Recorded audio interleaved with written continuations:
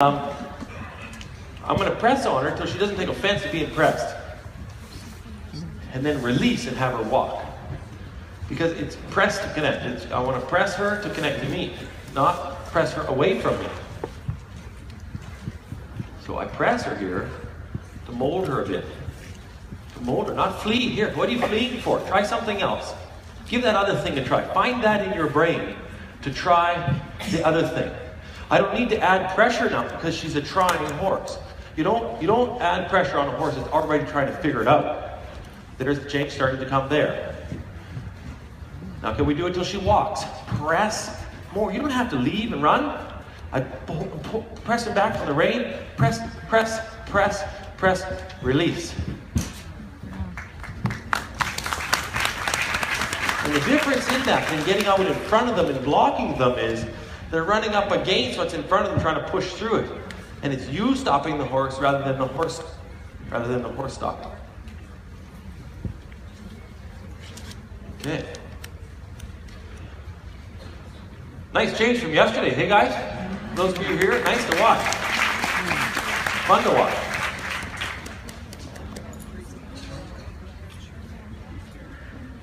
Anybody want to see me go over again? Yes. Too bad. I'm tired today. No, I don't need to do that anymore. So that idea yesterday is to just get her touched up close. Now I'm going to put her on this rein because I guess she's pretty cinchy, among other things, since she's yet another thing that she has the issue of. So I'm going to try to get her saddled here. But I need a long rope on her because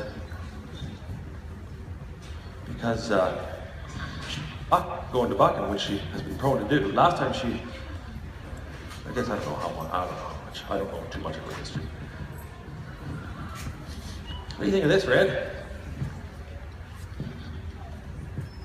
So folks, while Jonathan is saddling Big Red, just a couple of things that I think will be of interest to you. At about 1:30 or so, we move into the second leg of the Battle of the Breeds competition. Be taking place right down here on the arena floor, the compulsory pattern. We're pleased to say we've got 9 teams entered up in this year's Battle of the Breed. Then at 3 p.m., the third session in our colt starting, our Trainers Challenge is scheduled to begin.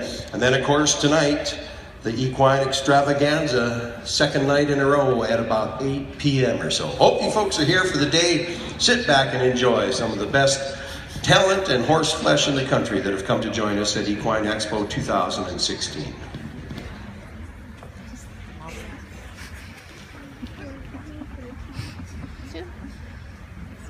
I'm going to take this pad, let her sniff that saddle. Take this pad for this eye, and over, this eye, and over. Try to time that rhythm with that saddle.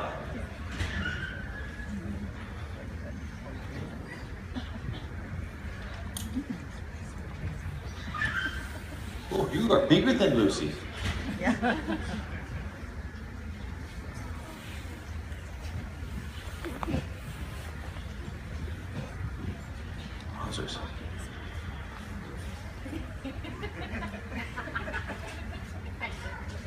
So, let's just do a quick survey out of curiosity. How many of you folks were here yesterday for the first session Jonathan had with Big Red? Give us a show of hands. Quite a few. So you folks can vouch for the fact that the first encounter between these two was rather interesting and somewhat challenging. So it's cool to sit back and watch where we're at only a day later.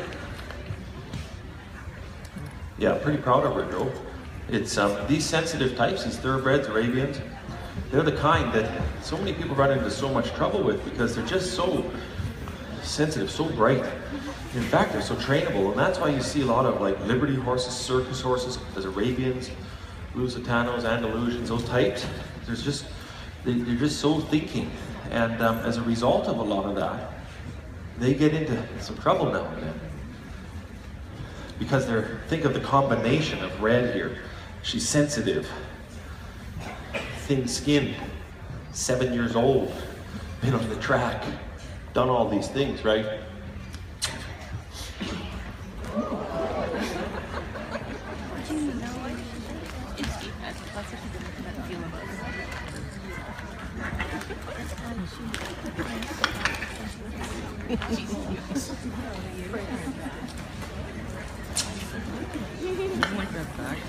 It's forward, Red. It's forward. I thought you wanted to go forward here. What happened to the forward? I'm going to push that shoulder over.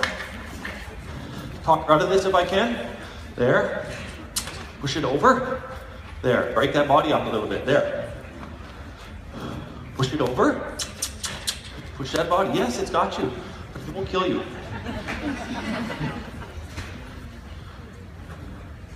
I'm going to do my stirrup up here.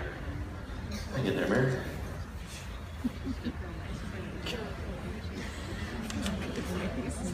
I know it, big girl.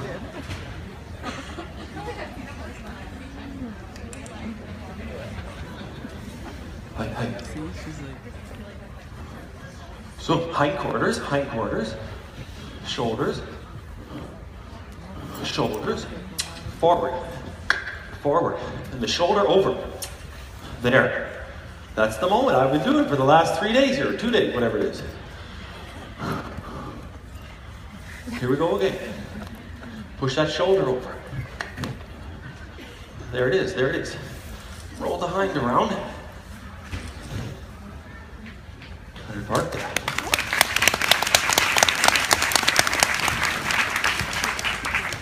So what I've been doing for 2 days here is trying to teach that horse that I can communicate to her to have her hear me more than she has to hear her instincts. That's the idea.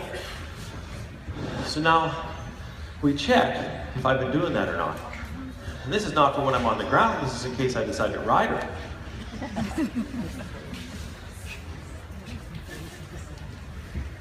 Push the shoulder. Atta girl. Now we're going to add this one little piece here. Just going to touch on you. Now backwards. Can you do the backwards thing still? Excellent.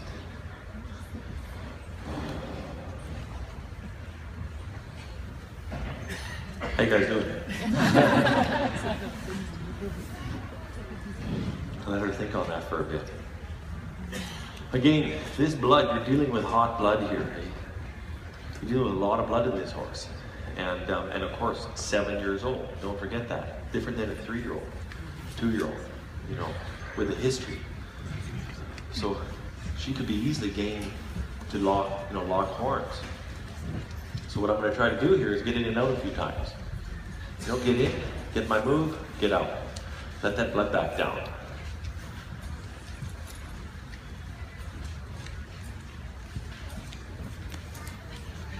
Now, one of the things as I sit here watching that horse is I watch to see if she's relaxing and if she kind of puts her head down and forgets she has a saddle and then reacts because she has a saddle. Horses buck for 2 reasons and some both. One reason is that because there's a dead cow tied to their back. It's the placement of something on them. They're fearful of the placement. And that's what I did yesterday. By me going on her back was to try to help a horse with the placement of things in both eyes attached to her. In my case, I could get off of her, and then she realized, you know, I might be scared of that guy up there, but he can go away. The hard part with the saddle is you can't put it on and off in the same way. So that's why I did that yesterday. Now the next thing is the cinch. Horses can buck because of the cinch, because it's got them by the soft belly, right? And some buck because it's got them by the soft belly, and then they go, and it's on me! And then they really start. So I watch when she looks down and she looks back up and she goes, there it is, it's on me. I know that's more of a placement issue, right? If she bucks and realizes that she rolls off into that canter and she bucks, it might be a cinch issue, which we have to deal with. It's some are both. So now we're going to roll her off. And one piece that I look for here is that when I roll her off here to move, actually I'll send her to the left first. When I do this, is she standing there or is she frozen? And it's hard to tell. You know, you can kind of tell. I mean, Lucy was easy to read, but I want to see how easily she just rolls off. Nice. And then how easily can she just roll up into a nice canter? Big, in my big ground pen. I just want to let her roll into it. I want her to feel every bit of it. Those stirrups hit her sides. Kind of let her take her time here. She doesn't have to do a canter departure, like bang, do a departure into the canter. She's not at that point. Let her just roll in this. Look at it in from the other eye. You take a look at it from the other eye, that's fine by me. Get a good look at it. And can I let her roll in? You're changing leads and looking at it from one side to the other side. Yes, it's on both sides. Now I think about it like a wave, like look at that big movement in that horse swapping leads on the back every stride. Look at that. As she looks eye to eye, she changes the hind lead. Wow. Who would like your horse to be able to change leads on the hind that easy? Wowzers. So now back to the trot, back to the walk, slowly through these transitions, each one of them. Now press on that shoulder rib area, slow the front, press on her and bend her through this transition. Bend her through it. Supple her through it. To the walk. We're going to the walk. Let her out, let her walk it off. Look away. I don't care if you look away, girl. Look away to the other side. Forget about them. We're going to do the same thing up at the top. Like a wave, what I'm saying, I call those wave transitions, where it's like a wave that rolls up on the beach. It doesn't, start slow and then come fast, or it doesn't like get hung up on the beach and don't come off the beach. It just with the same energy rolls up, pauses and rolls back down. And I want my horse to transition, especially at this stage of the game, in the same way. I think of a smoothness I want there. So even in the transition from a change of direction, from one eye to the other eye, that's a transition.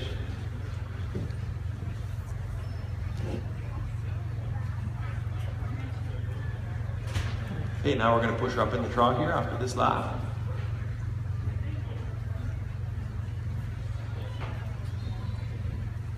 Now my body language first, before the stick. Remember that? No. She read my mind.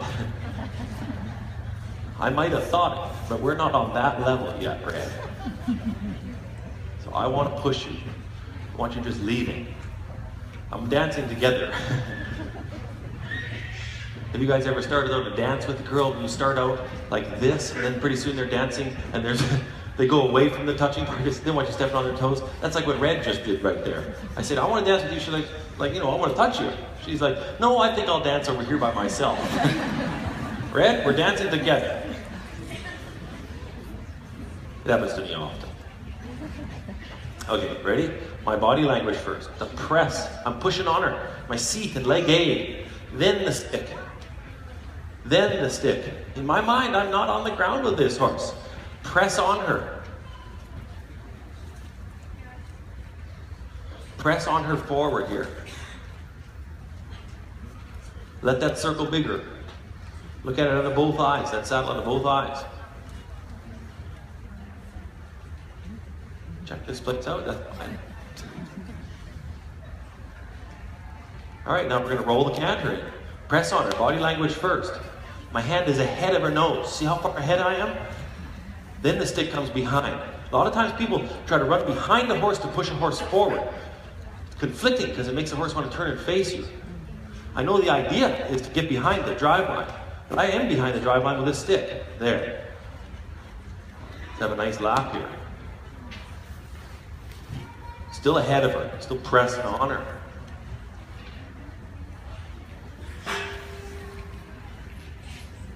Press on her.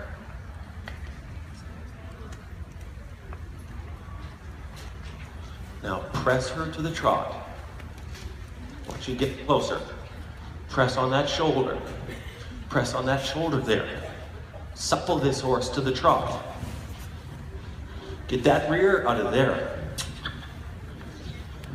Right there. Now press on her to the walk.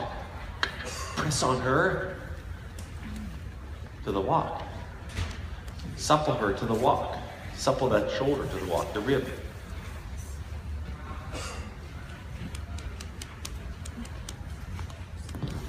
Great. So ladies and gentlemen, for those of you that were here for the first day of Trainers Challenge, you will recall that one of our three trainers unfortunately came out of the round pen.